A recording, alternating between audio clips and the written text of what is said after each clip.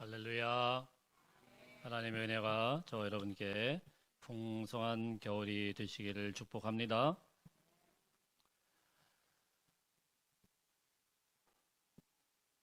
지난번 6월에 저희 교회에 오셔가지고 오후 예배 때 잠깐 말씀을 전하시고 저희와 잠깐 교제를 나누셨던 태국에 계신 김희태 선교사님께 지난주에 긴급한 소식을 들었습니다.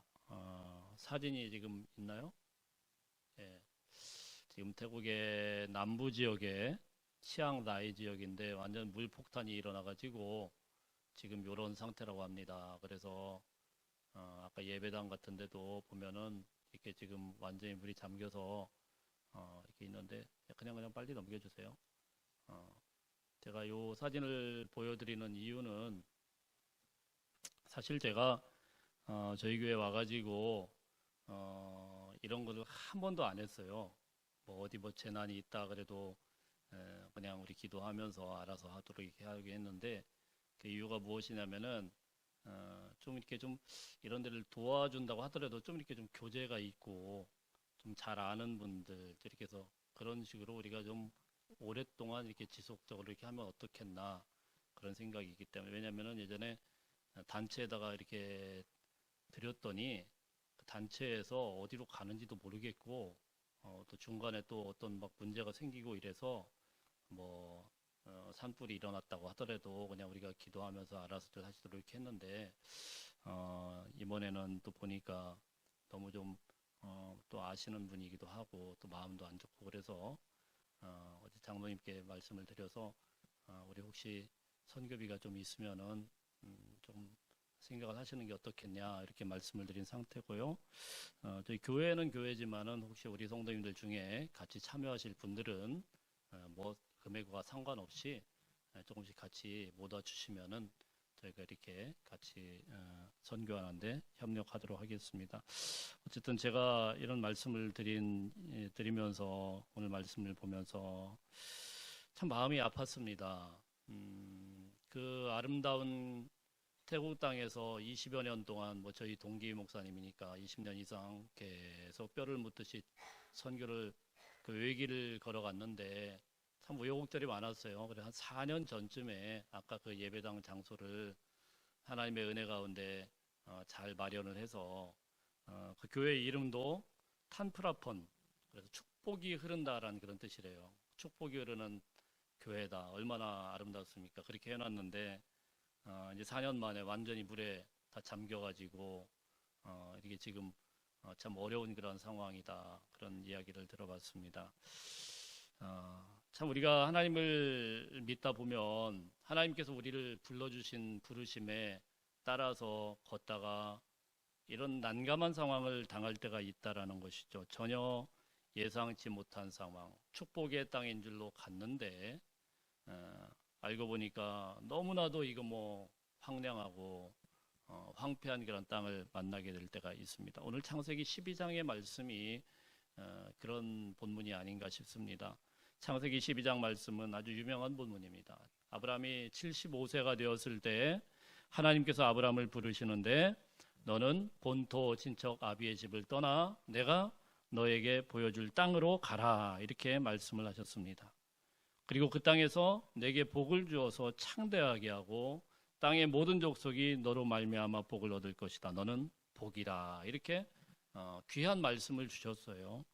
이 말씀을 듣고 나서 아브라함은 그대로 그 말씀을 쫓아서 그 먼 나라까지 걸어서 온 가족을 이끌고 왔습니다. 그래 하나님이 예비하신 그 땅, 축복의 땅, 약속을 땅을 향하여서 가족과 친족을 뒤로하고 모든 식솔들을 끌고 갔습니다. 역사를 보면은 고대의 이런 샘족 환경 가운데서 가족과 친척을 버린다라는 건 이건 거의 진짜 목숨 건 여행이에요. 진짜 모든 걸 다 포기하는 것과 같습니다. 근데 그 먼 나라까지 가가지고 믿음의 발걸음을 옮겨서 그 약속한 땅에 드디어 도착을 하고 그곳에서 하나님의 이름을 부르면서 예배를 드리고 있었습니다. 얼마나 감격적이었을까요? 가나안 땅에서 그곳에서 하나님 앞에 예배를 드리는 그 아브라함의 모습을 한번 생각을 해보십시오. 근데 문제는 그곳에 도착했지만 당장 먹고 살 것이 문제가 됐어요. 그래서 점점 이사를 하게 됩니다. 세겜에서 베델로 내려가고 또 다른 곳으로 내려가고. 그래서 우리가 읽은 10절 바로 전에 9절 말씀에서는 아브라함이 계속 이사하는 모습을 뭐라고 했냐면은 점점 남방으로 옮겨갔더라, 이렇게 설명을 하고 있습니다. 남쪽으로 살기 위해서 떠밀리다시피 이 가나안 땅에서 밀려서 내려가게 된 것이에요. 그래서 오늘 10절 말씀에 보면은 그 결과가 어떻게 되었느냐, 남쪽으로 내려서 떠돌이처럼 계속 돌아서 그 결과가, 우리 10절 한번 읽어볼까요? 10절 시작. 그 땅에 기근이 들었으므로 아브라함이 애굽에 거류하려고 그리로 내려갔으니 이는 그 땅에 기근이 심하였음이라. 기가 막히지 않겠습니까? 하나님의 그 축복의 말씀 듣고 그 먼 이국 땅까지 왔는데 어쩔 수 없이 살기 위해서 남쪽으로 내려가가지고 결과가 무엇이냐면 그 땅에 기근이 들었다. 어처구니 없죠. 사랑하는 성도 여러분, 우리가 신앙생활하는 가운데서도 이런 일들이 일어나게 된다라는 거예요. 하나님 말씀을 듣고 순종하고 믿음으로 나갔는데 그러면은 안 되던 일도 잘 돼야 될 텐데, 어려움도 사라져야 될 텐데, 잘 나가던 사업이 부도가 나고 자녀와 문제와 또 건강의 문제가 막 일어나고 가족 간의 분열과 다툼이 아주 심하게 일어나고 갈라지기도 하고, 점점 더 어려움에 빠지게 되는 거죠. 자, 그럴 때 우리는 어떤 생각이 듭니까? 내가 예수 믿은 게 이게 뭐 잘못됐나? 괜히 손해본 것 같고. 그것이 오늘 아브라함이 마주대하고 있는 현실인 것입니다. 그 땅에 기근이 들었으므로, 그 땅에 기근이 심해졌으므로 아브라함은 여기서 갈등할 수밖에 없었습니다. 그 땅에 아주 기근이 심해졌고 아브라함은 갈등과 고민 끝에 결국은 애굽이라는 곳을 선택할 수밖에 없었다라고 오늘 성경은 말씀을 하고 있어요. 아브라함이 하나님의 약속의 말씀 하나 붙들고 그렇게 먼 길을 갔는데 약속의 땅에서 결국은 끔찍한 기근과 마주대하게 되었다는 사실입니다. 왜? 하나님의 부르심이 확실하고 하나님의 축복의 말씀이 확실한데 왜 이 땅에서 기근을 만나게 되느냐 하는 겁니다. 여러분, 우선 오늘 이 말씀을 통해서 여러분의 삶 가운데 혹시 기근이 있고 어려움이 있다고 하면은 한 가지를 꼭 기억할 수 있기를 바랍니다.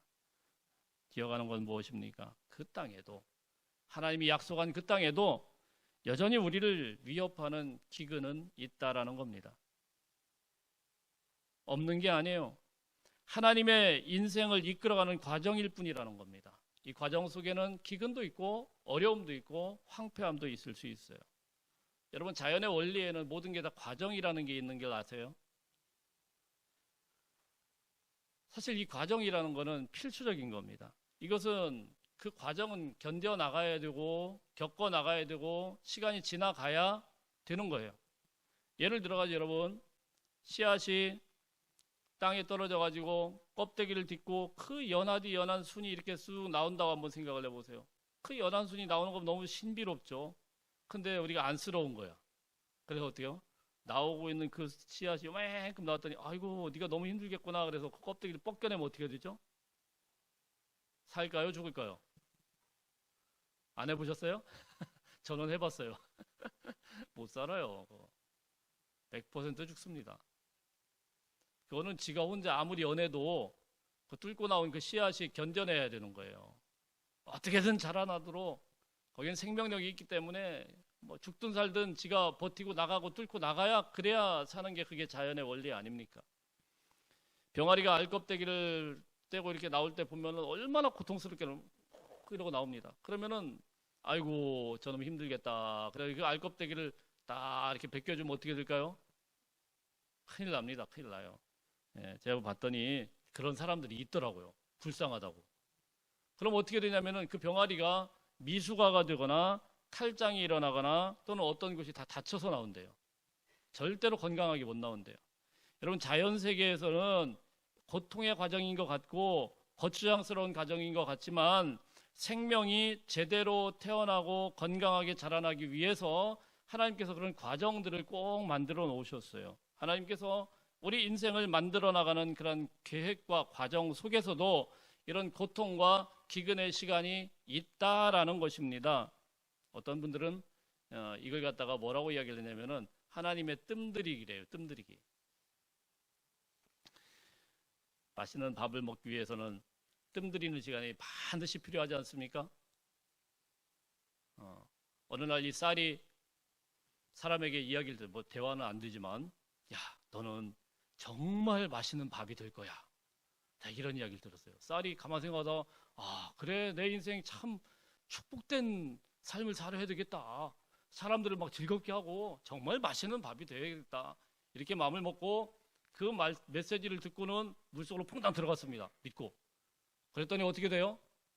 그 다음부터 뭐 정신없이 막, 정신없이 그 안에 막 홍수도 일어나고 막 이리저리 흔들리고 폭풍우 몰아치고 그런 거 아니겠습니까? 쌀이. 그래서 미치겠다 이렇게 견디고 있었더니 갑자기 나중에 어떻게 막 뜨끈뜨끈하고 막 이거 뭐 도무지 막 너무 뜨거워서 견딜 수, 뜨거. 그렇다고 여러분 쌀이 이거 나 속았다 뭐 그럴 리는 없지만, 에이 속았다 그래 밥통을 탁 뛰쳐나오면 어떻게 됩니까? 설익은 쌀이 되죠. 안 되죠. 뜸들이는 시간이 반드시 필요해요. 그래서 그 시간이 다 거쳐야, 그리고 쿠쿠하세요 쿠쿠, 자 이게 딱 떠야 이제 그래야 맛있는 밥이 되는 거 아니겠어요? 그 시간을 못 견뎌가지고 거기를 뛰쳐나온다거나 문을 열거나 이러면은 밥이 맛이 없습니다. 하나님이 우리 인생 가운데서도 반드시 이런 뜸들이는 시간이 있다라는 겁니다. 축복을 약속하셨고 하나님의 말씀이 틀렸다라는 게 아니고 분명히 하나님의 약속의 말씀이 있는데도 불구하고 우리 인생은요, 비틀어지고 어려워지고 힘들어지고 괴로워질 수 있어요. 정신없이 사정없이 홍수도 일어나고 기근도 일어나고 고난도 일어나고 자 이렇게 될 수 있어요. 자 이럴 때는 어떻게 해야 될까요? 우리 한번 따라하겠습니다. 버텨야 됩니다. 버텨야 돼요. 버텨요. 자연 원리에도 버텨야 되고 하나님의 시간표대로 가고 있으니까 버텨야 되고 견뎌야 됩니다.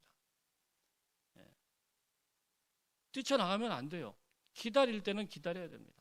죽어도 여기서 죽겠다고 마음 먹고 어떤 시련이 와도 버티면은 지나고 나면은 꽃이 피고 열매 맺는 때가 오게 되는 거예요. 목사님 아무리 그래도 아닌 것 같아요. 아니에요. 여러분 믿으시길 바랍니다. 혹시 내 때 안 되더라도 우리 자녀들에게라도 하나님의 약속에 한 말씀은 반드시 성취되는 거예요. 아브라함에게 약속하신 하나님은 25년이 지나가지고 하나님의 약속하신 아들을 주셨습니다. 시간이 지나가고 과정들이 지나가고 참 어려움들은 많았지만 하나님의 약속은 변함없이 25년 후에 그대로 이루어졌어요.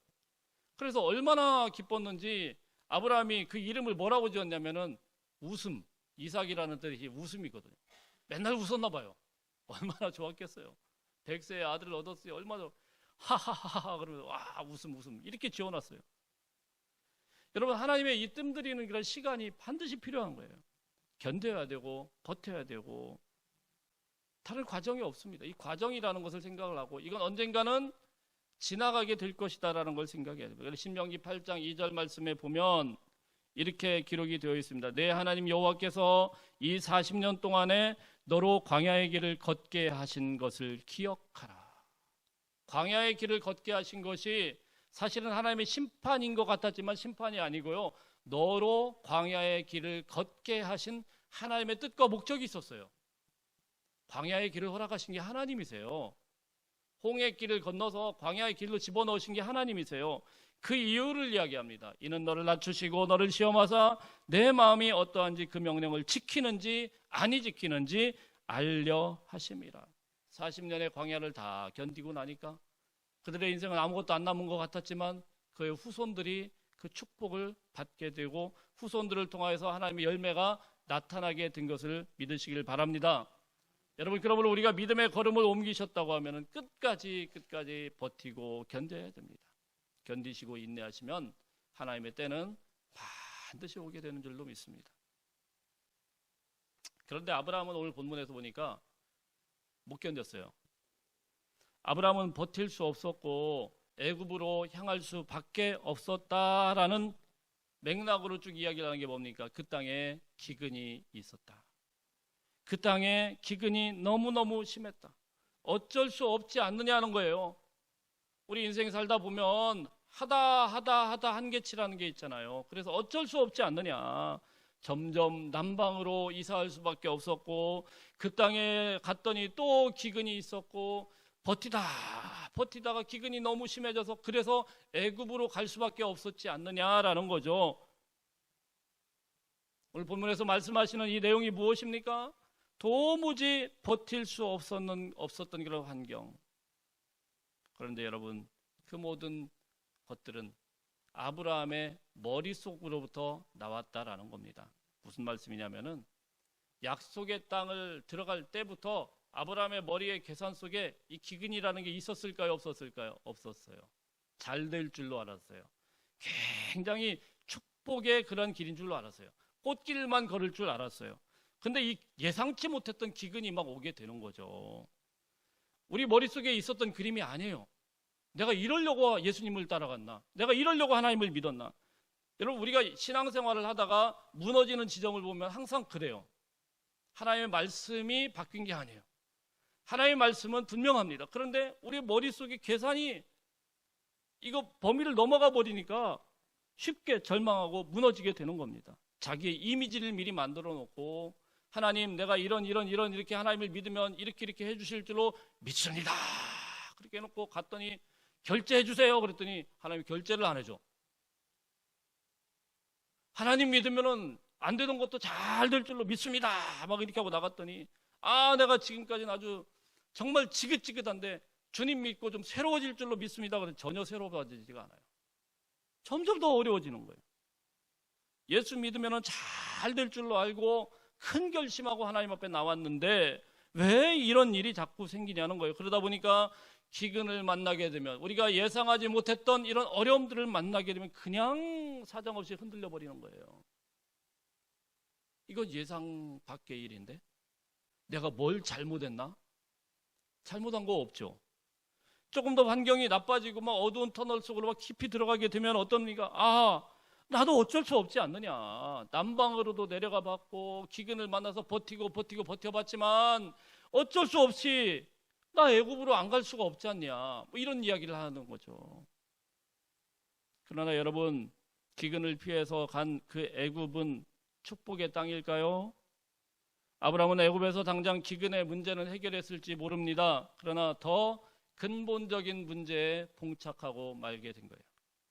애굽에는 아름다운 사람을 왕의 사람으로 들여버리는 그런 풍습이 있었어요. 애굽 왕은 모든 백성들이 다 자기 거예요. 들어오는 족족 다 자기 거예요. 예쁜 여자 내 거, 아름다운 여자 내 거. 자, 이게 애굽 왕이에요. 그러니까 그곳에 들어가면 어떻게 됩니까? 그곳에 들어가면은 자기 아내가 너무 예뻐가지고 이게 고민이 돼버린 겁니다.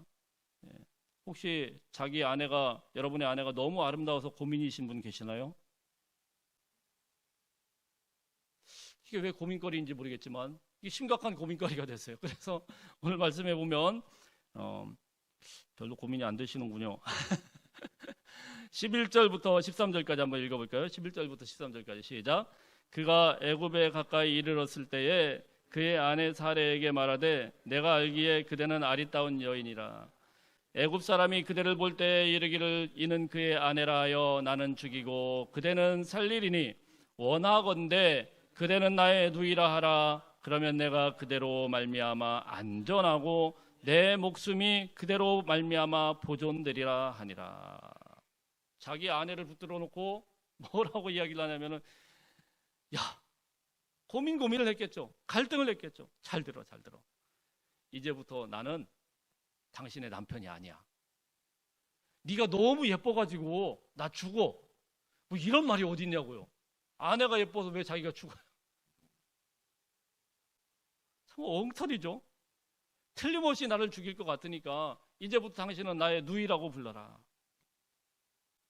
너무 예쁜데 그 예쁜 아내가 자기의 생명을 위협하다고 있다고 이렇게 치졸한 인간이 되어버린 겁니다. 기가 막히지 않습니까? 그래서 그 결과가 어떻게 됐습니까? 우리 14절 15절 한번 읽어봅니다. 시작. 아브라함이 애굽에 이르렀을 때에 애굽 사람들이 그 여인이 심히 아리따움을 보았고 바로의 고관들도 그를 보고 바로 앞에서 칭찬함으로 그 여인을 바로의 궁으로 이끌어 들인지라. 안 그래도 그런 풍습이 있는데 아브라함이 나는 남편이 아니야, 그냥 오빠야 오빠, 이러니 뭐 그냥 바로 데리고 갔죠. 거짓으로 누이라고 이야기를 했지만 무슨 결과를 가지고 그렇게 이야기를 했는지 모르겠지만 그냥 뺏겨버렸죠. 참 어처구니 없지 않습니까?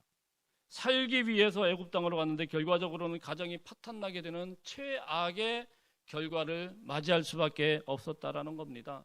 여러분, 세상은 절대로 호락호락하지 않습니다. 세상에는요, 세상의 법이 있어요. 애굽에는 애굽의 법이 있는 거예요. 결코 우리가 생각한 대로 만만하게 돌아가질 않아요. 여러분 너무 잘 아시잖아요. 제가 뭐 목회만 계속했지만 뭐 잠깐 이제 사업 아닌 사업을 조금 했지 않습니까? 카페를 이렇게 하다 보니까 가끔 그걸 물어보시는 목사님들이 계셔요. 나도 좀 하고 싶다. 그래서 물어보시면은 참 순진하게 물어보십니다. 너무 순진하게. 목사님, 우리는 영리 사업을 목적으로 하지 않는다. 영리 사업을 목적으로 하지 않는데 뭘로 카페를 하세요? 카페는 반드시 이익을 남겨야 됩니다. 제가 그렇게 쭉 설명을 드립니다. 그러면 이제 뭐 세무관계라든가 이런 걸 막 이렇게 설명을 드리면은 그렇게 복잡하냐고. 제가 목사님 그런 마음 먹고 하면 안 된다고 지금 포기하게 해드리려고 이런 말을 막 겁을 줘서 보내요. 그럼 세상에는 세상 법이 있는 것이고 장사에는 장사의 법이 있어요. 그죠? 예. 호락호락하게 당하지 않습니다. 남의 돈 이렇게 가지고 조금이라도 얻어내는 게 쉬운 게 아니죠. 하나님의 백성들이 세상에 가서 뭐가 잘 될 것이라 이렇게 생각을 하고 갔지만 세상에서 된통 당하는 경우가 많아요. 룻기에 보면은 유대 땅 베들레헴에 살던 엘리멜렉이라는 사람이 있습니다. 이 사람이 그 땅에 흉년이 드니까 그 땅을 버리고 고향을 떠나서 풍요로운 땅 모압으로 이웃 나라로 가게 됩니다. 그 결과가 어떻게 됩니까? 자기도 죽고 자기 두 아들도 다 죽고 남은 게 사랑하는 아내와 두 며느리만 남았어요. 나중에 나오미가 며느리를 룻을 데리고 베들레헴으로 오면서 사람들이 물어봅니다. 당신이 왜 이렇게 변했냐? 20년 전에 볼 때는 이렇게 아름다운 여인이었는데 왜 이렇게 변했느냐? 그랬더니 룻기에 보면은 1장 21절에 이렇게 이야기를 합니다. 나오미가 내가 풍족하게 나갔더니 여호와께서 내게 비어 돌아오게 하셨느니라. 내가 저 풍요로운 땅을 선택해서 나갔는데 잘 살기 위해서, 행복하게 살기 위해서 내가 옳다고 생각하고 바르다고 생각하고 내가 스스로 결정해서 저 땅에 갔는데 결과가 보니까 시간이 흘러서 보니까 다 뺏겼더라. 이것이요, 세상과 자기 정욕을 따라가는 사람의 결과라는 것을 성경에서 가르쳐주고 있는 겁니다. 여러분, 정욕을 따라가면은 반드시 망하게 됩니다. 기근 때문에 어쩔 수 없다고 하지 마십시오. 아무리 기근이 있다고 하더라도, 아무리 흉년이 들었다고 하더라도 주님 안에서 기근이 있고 주님 안에서 흉년이 들면 언젠가는 흥하게 됩니다. 아무리 망했다고 하더라도 주 안에서 망하면은 언젠가는 하나님께서 일으키실 때가 있어요. 여러분, 기근이 들어도 흉년이 들어도 망해도 주님 안에서 있으면은 하나님의 그 약속은 변함없이 반드시 우리의 인생 가운데 그대로 축복으로 임하게 되는 것을 믿으시길 바랍니다. 그런데 기근 핑계대고 고난 핑계대고 어쩔 수 없이 애굽으로 가야 되겠다, 어쩔 수 없지 않느냐, 결국은 그러면은 다 빼앗기게 된다는 겁니다. 여러분, 믿음이라는 건 뭐예요? 믿음이라는 거는요, 곧 죽어도 하나님의 말씀 붙드는 거예요. 죽어도 말씀 안에서 죽겠다라는 거예요. 그게 믿음이에요. 가장 어렵고 힘든 순간에도 흔들리지 않고 끝까지 그 말씀을 붙들겠다라는 게 믿음이에요. 우리 옆 사람에게 인사하십시다. 잘 믿으십시다. 잘 믿어야 돼요. 잘. 흔들리면 안 돼요. 자, 그런데 오늘 말씀에서 왜 그가 애굽행을 선택할 수밖에 없었느냐라는, 사실 애굽행을 선택한 것보다도 더 결정적으로 아브라함이 잘못한 게 하나 있어요. 12장 말씀을 쭉 읽어보면은 진짜 문제는 그의 인생에 베풀어진 기근이 아닙니다. 언젠가부터 아브라함이 하나님의 이름을 부르지 않기 시작한 거예요. 언젠지는 몰라요. 근데 아브라함의 인생에서 하나님의 이름의 그 흔적들이, 그 말씀이 사라졌어요. 12장을 시작할 때는 하나님의 말씀이 있었습니다. 하나님의 부르심이 있었어요. 하나님의 약속의 말씀이 있었어요. 너는 본토 친척 아비의 집을 떠나 내가 지시한 땅으로 가라. 너는 복이 되리라. 할렐루야. 하나님의 이 말씀을 가지고 막 가서 5절 말씀에 보면 마침내라고 이야기합니다. 그 말씀이 약속한 그 땅, 가나안 땅에 마침내 들어가게 되었다. 그 약속의 땅에 들어가게 되었다. 그리고 그곳에서 감격의 예배를 하나님 앞에 드립니다. 여호와의 이름을 부르면서 하나님 찬양하면서 예배를 드립니다. 그런데 문제는 무엇입니까? 9절 말씀부터예요. 9절 말씀부터 뭡니까? 점점 남방으로 갔더라.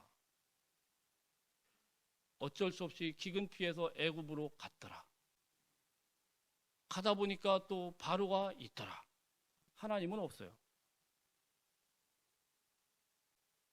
하나님의 이름을 부르지 않고 제단을 쌓지가 않으니까 어떻게 됩니까? 하나님의 뜻을 알 수가 없죠. 하나님 말씀하신 분명한 약속이 있는데도 불구하고 하나님의 이름을 부르지 않으니까 아무것도 알 수가 없죠. 결과적으로 어떻게 됩니까? 하나님은 보이지 않고 현실의 문제들만 커다랗게 보이기 시작하는 거예요. 기근이 보이고 애굽 땅이 보이고 바로가 보이고, 결국은 그런 것들 완전히 기가 질려가지고 공포 가운데, 두려움 가운데 벌벌벌벌 떨 수밖에 없었고, 결국은 어떻게 합니까? 자기의 사랑하는 아내를 갖다가 누이라고 이야기를 하는 그런 치졸한 인간으로 변할 수밖에 없었다라는 것입니다. 사랑하는 성도 여러분, 하나님의 백성이 예배를 드리지 않게 되면은요, 두려움에 사로잡혀요. 담대함이 다 사라져요. 세상을 정복해야 될 하나님의 군사들이 거꾸로 세상의 지배를 받을 수밖에 없게 되는 겁니다. 아브라함이 애굽에 내려간 것이 진짜 문제가 아니에요. 애굽이 문제가 아닙니다. 어떤 분들은 애굽으로 갔기 때문에 망했다, 세상으로 향하기 때문에 망했다 이러는데, 어떻게 우리가 항상 옳은 선택만 하겠어요? 하다 보면은 잘못된 선택도 하고, 하다 보면은 마음이 약해서 무너질 수도 있고. 성경에서는 애굽이 무조건 잘못됐다라고 말씀하는 게 아니에요. 때로는요, 애굽도 하나님의 뜻과 계획 속에 있습니다. 요셉 같은 경우는 어떻습니까? 요셉은 먼 애굽 땅으로 옮겨 놓는 게 하나님의 계획이었어요. 다니엘은 어떻습니까? 다니엘은 머나먼 땅 이방 땅 바벨론으로 잡혀가서 포로로 사는 게 하나님의 계획이었어요. 아브라함이 만일 애굽 땅에 서라고 하더라도, 잘못 선택해서 애굽 땅으로 들어갔다고 하더라도, 그곳에서 하나님의 이름을 부르기 시작하고 예배드리기 시작하고 했다고 하면은 다시 회복될 수 있었을 것입니다. 하나님의 백성은 어떤 환경에 처하느냐가 문제가 아니에요. 환경이 문제가 아니고 자세가 문제입니다. 문제는 환경이 아니에요. 예배는 꼭 모든 조건이 다 갖추어져야만 드리는 게 아닙니다. 예배 잘 드리라고 하니까 오늘부터 그럼 새벽 예배부터 다 빠지, 그런 이야기 하는 게 아니에요. 그런 이야기 하는 게 아니에요. 교회에서만 예배 드리는 게 아니고, 우리의 삶이 어려운 자리, 힘들어지는 그런 자리에서도 하나님의 이름을 부르기 시작하면, 하나님 앞에 온전한 예배를 드리는 예배자로 서기 시작하면 하나님이 여러분의 인생을 책임져 주시지 않겠습니까? 하나님이 반드시 붙들어 주세요.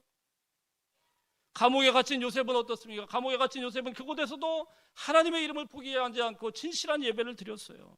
그랬더니 하나님께서 때가 되니까 감옥에서부터 이끌어내시고 애굽 땅 한복판에서 높이시고 총리 대신으로 삼아 주셨습니다. 이방 땅 바벨론에서도 거룩한 하나님의 백성으로 살아갈 뜻을 정하고 왕의 진미를 거부한 다니엘과 세 친구들을 하나님은 어떻게 했습니까? 철저하게 보호해 주세요. 사자의 입에서 보호해 주시고, 불꽃 가운데서 보호해 주시고, 사울 왕의 집요한 괴롭힘을 피해서 적군의 땅으로 갔던 블레셋으로 갔던 다윗은 어떻습니까? 블레셋으로 가는 거 잘못한 거죠.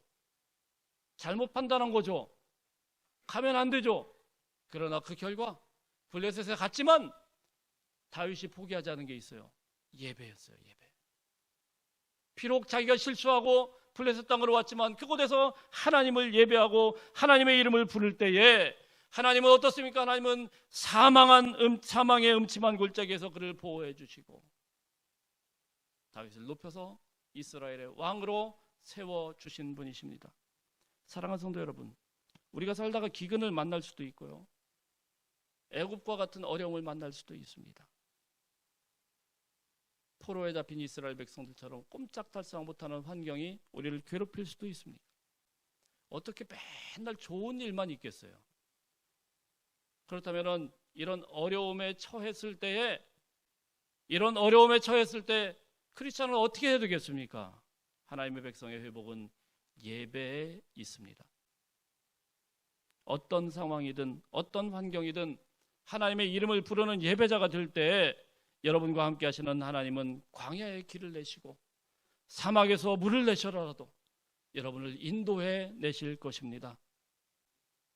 환경과 상관없이 우리가 바른 예배를 드리기 시작할 때 그때 하나님의 회복이 임하게 되는 거예요. 문제는 정말로 예배를 드려야 될 때에 드리지 못하게 될 때, 예배를 드려야 되는 그런 순간에도 전혀 하나님의 이름을 찾지 않을 때 그때 문제가 발생하는 거예요. 예배자들이 되시기를 축복합니다. 옆 사람에게 다시 한번 인사하시죠. 바른 예배를 드리십시다. 아프리카에 제가 이걸 뭐 진짠가 기사들은 많이 나왔어요. 뱀잡이술이라는 새가 있대요. 이게 뭐냐면 보니까 이렇게 키가 큰데 얘가 키가 큰데 이게 계속 이게 뱀을 갖다가 다리로 막 때려가지고 죽이는, 뱀만 잡아먹는 그 수리가 있어요. 그래서 여기 코브라도 잡아먹고 다 잡아먹는 수리가 있는데 무서운 맹수죠. 근데 얘가 가끔 가다가 표범이나 사자들한테 먹힌대요. 아니 새가 왜 잡아먹혀요? 새가 왜 잡아먹히냐면 이놈이 맨날 땅바닥에서 이런 버릇이 있어가지고 당황을 하면 막 뛴대요. 새가 왜 뛰어다녀요? 막 뛰다가, 근데 아무리 뛰어봤자 뭐 표범 빠르게 하겠어요? 그러다 잡아먹힌대요. 믿거나 말거나.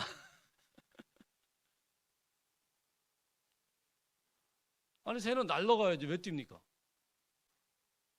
우리나라에도 그런 거 있지 않습니까? 꿩 잡을 때 꿩몰이 한다고 하지 않습니까? 그죠? 꿩이 눈밭에서 막 정신없이 막 달려가면은 사람들이 막 소리 지르고 막 꽹과리 치고 막 난리 치면은 얘가 당황이 되고 막 뛰다가 어떻게 해요? 눈에다 머리를 싹 박아요. 자기만 안 보이면 다 되는 줄 알고. 그러다 잡히는 거예요. 아니 꿩이 왜 뛰어다녀요 도대체? 날아가면 되지.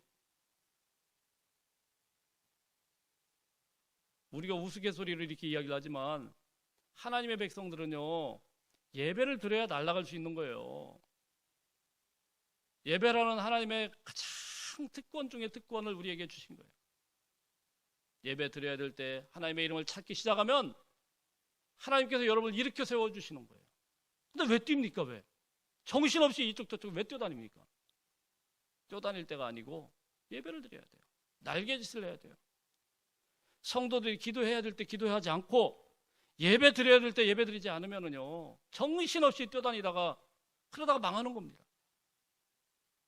이리 뛰고 저리 뛰고 이리 뛰고 저리 뛰고 뭐 고민하고 갈등하고 어려워하고 힘들어하고 온갖 상담 다 받아봐도 뭐 결과가 없고,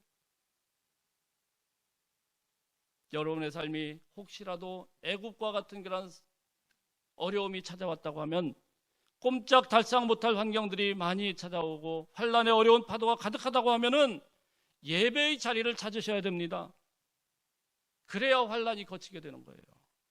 그래야만 괴로움이 사라지게 되는 거예요. 그래야만 하나님의 축복이 임하고, 그래야만 막힌 것들이 뚫려지게 되는 것입니다. 여러분, 우리가 내 방법대로 이리 뛰고 저리 뛰고 살아갈 만큼 살아봤다고 하면 이제는 하나님의 방법으로 살아낼 수 있는 우리 성도님들 다 되시기를 축복합니다. 아브라함의 실패가 뭡니까? 아브라함의 실패는, 이런 실패의 모습을 우리에게 보여주는 이유는 아브라함이 왜 실패했느냐? 기근 때문에가 아니고 하나님의 백성이 하나님의 이름을 부르지 않게 되었을 때, 하나님의 사람이 하나님 앞에 예배를 드리지 않고 하나님을 더 이상 찾지 않았을 때에, 그때 그의 인생이 어디까지 추락하는가를 보여주는 게 오늘 본문의 말씀인 것입니다. 사랑하는 성도 여러분, 우리가 제단을 쌓을 때 제단 쌓지 못하고 기도해야 될 때 기도하지 못하면은요, 하나님께서 우리에게 축복의 말씀을 주시고 약속한 것들이 다 무효화돼 버려요. 아무 소용이 없어지는 거예요. 주님께서 겟세마네 동산에서 제자들을 데리고 동산으로 가서 기도할 때 뭐 심심해서 데려갔겠습니까? 기도시키려고 데려간 거예요. 부르짖으라고 데려간 거예요. 그래서 주님이 그렇게 이야기하잖아요. 야, 시험에 들지 않기 위해서 어디 기도해라. 기도를 안 합니다. 하나님의 이름을 부르지 않아요. 너무 안타까워가지고 몇 차례 왔습니다. 네가 한시라도 깨어서 기도할 수 없더냐. 결과 어떻게 됐습니까? 결과 그렇게 믿음 좋던 베드로도 계집종 앞에서 3번씩이나 부인하면서 내빼고 그런 모습으로 전락하게 되는 거예요. 예배를 회복할 수 있기를 바랍니다. 어떤 상황에서도 예배하고 어떤 환경에서 예배자로 설 수 있기를 주님의 이름으로 축복합니다.